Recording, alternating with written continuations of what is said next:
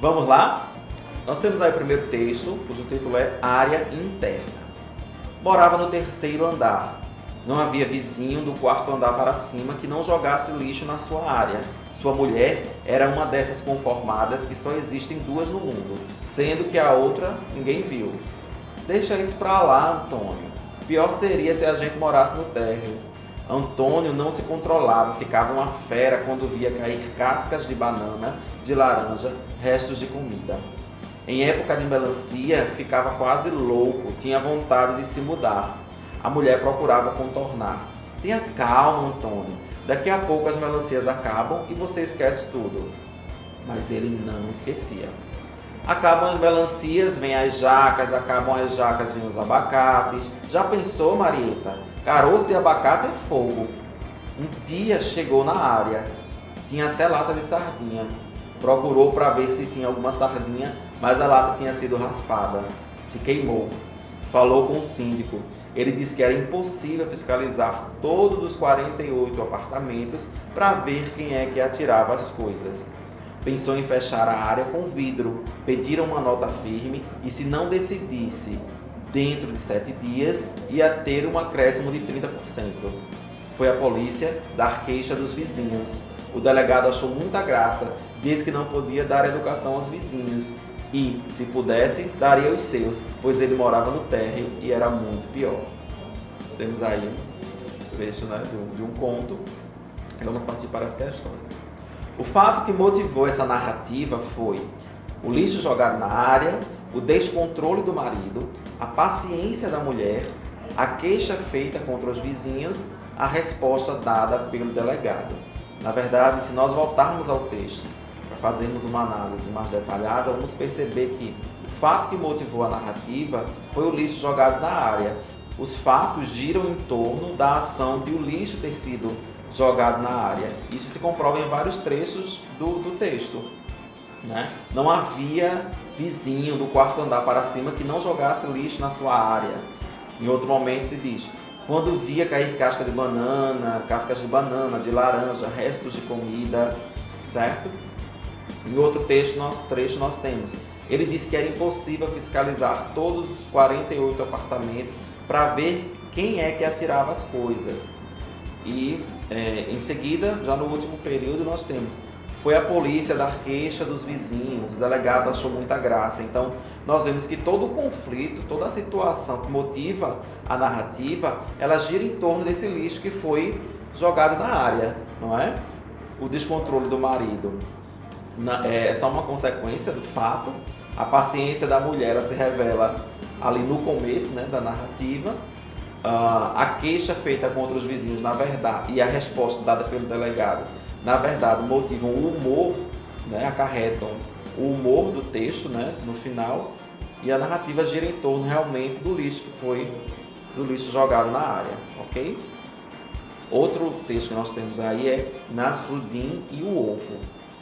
Certa manhã, Nasruddin, o grande místico sufi, que sempre fingia ser louco, colocou um ovo embrulhado em um lenço, foi para o meio da praça de sua cidade e chamou aqueles que estavam ali. Hoje teremos um importante concurso, disse. Quem descobrir o que está embrulhado neste lenço, eu dou de presente o ovo que está dentro. As pessoas se olharam, intrigadas, e responderam, como podemos saber? Ninguém aqui é capaz de fazer adivinhações. Nasruddin insistiu. O que está neste lenço tem um centro que é amarelo como uma gema, cercado de um líquido da cor clara, que por sua vez está contido dentro de uma casca que quebra facilmente. É um símbolo de fertilidade e nos lembra dos pássaros que voam para seus ninhos. Então, quem pode me dizer o que está escondido? Todos os habitantes pensavam que Nasruddin tinha em suas mãos um ovo, mas a resposta era tão óbvia que ninguém resolveu passar vergonha diante dos outros. E se não fosse um ovo, mas algo muito importante, produto da fértil imaginação mística dos sufis? Um centro amarelo podia significar algo do sol. O líquido ao redor talvez fosse um preparado alquímico. Não, aquele louco estava querendo fazer algo de ridículo. Nasruddin perguntou mais 2 vezes e ninguém se arriscou a dizer algo impróprio. Então, ele abriu o lenço e mostrou a todos o ovo. Todos vocês sabiam a resposta, afirmou, e ninguém ousou traduzi-la em palavras. Moral da história: é assim a vida daqueles que não têm coragem de arriscar. As soluções nos são dadas generosamente por Deus, mas estas pessoas sempre procuram explicações mais complicadas e terminam não fazendo nada. Pare de tentar complicar a vida. Isso é o que temos feito sempre. A vida é feita de extrema simplicidade. Só um caminho a ser seguido, o seu. Uma pergunta a ser respondida: o que você realmente quer? E uma atitude a ser tomada: entregar-se. Pare de lutar com a vida, porque quanto mais você luta, mais você dói. Um texto aí, né, da cultura ali dos povos árabes, tá certo? Se vocês quiserem dar uma pesquisada, é bem interessante. Nós temos aí a pergunta. Nesse texto, a característica do personagem principal é no caso seria aí o Nasruddin, tá certo? A característica principal dessa personagem é astuta inteligência, capacidade de ler mentes, imaginação insensata, personalidade mesquinha, tendência à comicidade. Então, a narrativa que melhor se encaixa é astuta inteligência. Se nós observarmos, por exemplo, a personagem, ela com bastante inteligência vai conduzindo a narrativa, não é? E questionando as pessoas sobre o que ele tem embrulhado no lenço, e na verdade é algo bem simples, não é? Que é um ovo. Ele vai dando todas as informações, as pessoas acham muito óbvias, acham muito óbvio se tratar de um ovo, acabam não arriscando, e na verdade a narrativa inteira nos ensina uma moral, não é? Ela nos traz um ensinamento. Isso comprova ainda mais a inteligência, a astuta inteligência desse personagem, que aí não tem capacidade de ler mentes, isso não fica claro no texto, tá certo? Imaginação insensata, não é uma pessoa que tem imaginação insensata, na verdade eles utilizam da sensatez para conduzir as pessoas a determinado tipo de reflexão. Letra D, personalidade mesquinha, em nenhum momento você observa que ele é avarento, mesquinho no texto. Tendência à comicidade, isso não é uma característica da personagem. Na verdade ele quis nos ensinar uma lição sobre o texto não causar humor, ok? No próximo texto que nós temos aí, o título é Folhas Secas. Eu estava dando uma aula de matemática e todos os alunos acompanhavam atentamente. Todos, quase. Carolina equilibrava o apontador na ponta da régua. Lucas recolhia as borrachas dos vizinhos e construía um prédio. Renata conferia as canetas e um lápis do seu estojo vermelhíssimo. E Helder olhava para o pátio. O pátio? O que acontecia no pátio?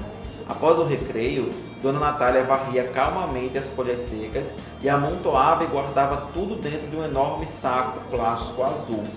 Terminando o varre-varre, Dona Natália amarrou a boca do saco plástico e estacionou aquele bafuá de folhas secas perto do portão. Helder observava atentamente e eu observava a observação de Helder, sem descuidar da minha aula de matemática. De repente, Helder foi arregalando os olhos e franzindo a testa. Qual o motivo do espanto? Helder percebeu alguma coisa no meio das folhas, movendo-se desesperadamente, com aflição, sufoco, falta de ar. Helder buscava interpretações para a cena, analisava as possibilidades, mas o perfil do passarinho já se delineava na transparência azul do plástico. Um pássaro novo caiu do ninho e foi confundido com as folhas secas, e foi varrido e agora lutava pela liberdade. Ele está preso. O grito de Helder interrompeu o final da multiplicação de 15 por 127. Todos os alunos olharam para o pátio, e todos nós concordamos sem palavras. O bico do passarinho tentava romper aquela estranha pele azul. Helder saiu da sala e nós fomos atrás. E antes que eu pudesse pronunciar a primeira sílaba da palavra calma, o saco plástico simplesmente explodiu. As folhas voaram e as crianças pularam de alegria. Alguns alunos dizem que havia 2 passarinhos presos. Outros viram 3 passarinhos voando felizes e agradecidos. Luca diz que era um beija-flor. Renata insiste que era uma cigarra. Eu, sinceramente, só vi folhas caindo. Para concluir esta inesquecível aula de matemática, pegamos vassouras, pás e sacos plásticos e fomos varrer novamente o pátio. O elemento gerador da narrativa é o fato de Helder se espantar com algo se mexendo dentro do saco plástico, Dona Natália varrer as folhas do pátio da escola, Carolina equilibrar o apontador com a régua, Lucas recolher as borrachas dos amigos para construir um castelo, Renata conferir as canetas e os lápis de seu estojo. Assim como outra questão, né, que vimos aí anteriormente, nós temos que observar qual é o elemento que motiva, que gera essa narrativa. Se nós voltarmos para analisar o texto direitinho, vamos observar que o fato que motiva essa narrativa é o de se espantar com algo mexendo dentro do plástico. Tudo que vai acontecer após Helder se espantar com algo se mexendo dentro do plástico vai desencadear uma série de fatos, né, que desemboca ali com um clímax da narrativa, ok? O que foi dito anteriormente, o que foi dito antes de Helder se espantar, apenas situa o leitor em relação ao espaço, ao tempo, né, algumas condições que são próprias da narrativa, ok? Então, nós temos aí alguns exemplos. O pátio, o que acontecia no pátio? Foi algo que já começa a motivar, que o leitor já conduz o leitor a ficar mais atento ao que se sucederá ainda na corrida narrativa. Então, Dona Natália varria calmamente as folhas secas e guardava tudo dentro de um enorme plástico azul. Helder percebeu que alguma coisa se mexia, alguma coisa no meio das folhas, movendo-se desesperadamente com aflição, sufoco, falta de ar. O perfil do passarinho já se delineava na transparência azul do plástico. Um pássaro novo caiu do ninho e foi confundido com as folhas secas. Alguns alunos diziam que havia 2 passarinhos presos. Então, todos esses trechos, esses elementos citados nesses trechos, eles contribuem para esse elemento gerador narrativa, que é algo se mexer dentro do saco plástico, né? O que motiva a curiosidade e, na verdade, gera dúvidas ali no final da narrativa e desencadeia também o clímax do texto, ok? Então, a afirmativa que cabe perfeitamente é essa.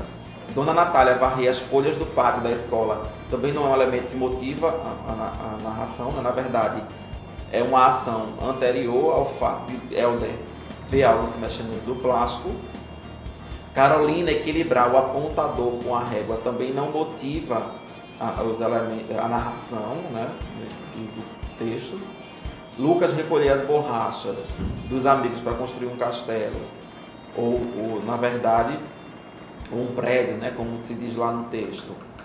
E Renata conferir as canetas e os lápis de seu estojo. Essas ações, na verdade, essas 3 últimas, elas só são colocadas previamente para situar o leitor, né, em relação ao texto, e são anteriores ao fato que realmente motiva a narração, a narrativa, que é algo se mexer dentro do saco plástico, é o de se espantar e gerar todas aquelas situações que nós já discutimos, ok?